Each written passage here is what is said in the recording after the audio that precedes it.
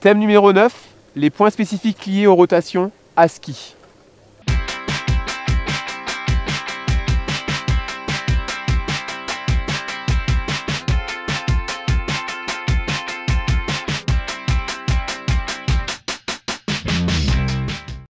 Avant de vous essayer aux rotations à ski dans le snowpark, c'est sur la piste et à petite vitesse que vous devez coordonner la gestuelle décrite dans le tutoriel numéro 3.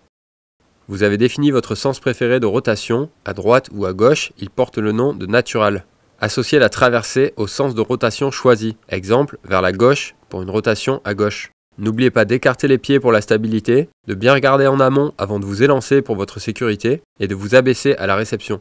Sur la piste, par des traversées linéaires ou montantes, vous pourrez avec une bonne tonicité réaliser des 360 et vous approcher du 540 sur les bords de piste. Lors du déclenchement, cherchez à rester en appui sur les deux pieds ou davantage sur le ski aval au moment de la poussée.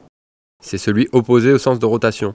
Exemple, pied droit pour une rotation à gauche. Les repères visuels pour le contrôle de la rotation et la stabilité de votre réception. 180 degrés, la réception est dite fermée. Votre ancrage visuel sera de dos au sens de la glisse. Pour un 3-6, la réception est dite ouverte. Vous devez dans ce cas la rechercher du regard pour ne pas être victime d'une sous-rotation. Pour un 540, la réception est de nouveau fermée. Vous n'aurez pas le temps de percevoir grand chose, la tête doit tourner pour entraîner le reste du corps et vous conduire à ce tour et demi. Pour les réceptions fermées, dès que vous touchez le sol, relevez la tête et fixez un point éloigné. Cela limitera le cassage du buste. Pour stabiliser votre rotation, persistez à garder longuement votre ancrage visuel arrière. Avant d'aller au snowpark, perfectionnez vos rotations en utilisant les bords de piste. Vous devez coordonner votre impulsion sur le rebord choisi. Vous avez un peu plus de hauteur, vous devez nécessairement doser vos déclenchements. Dans le snowpark, rappel plutôt par une trajectoire dans l'axe dans un premier temps et en utilisant la trajectoire en S dans un second temps. Vous pouvez essayer ces rotations avec ou sans grab, selon vos habitudes et vos préférences. Ils seront une aide ou une gêne.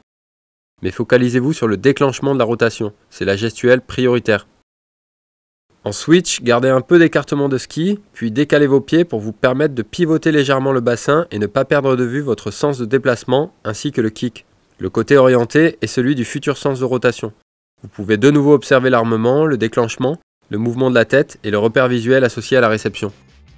Pensez à soigner vos préparations, vos armements, vos déclenchements et vos repères visuels.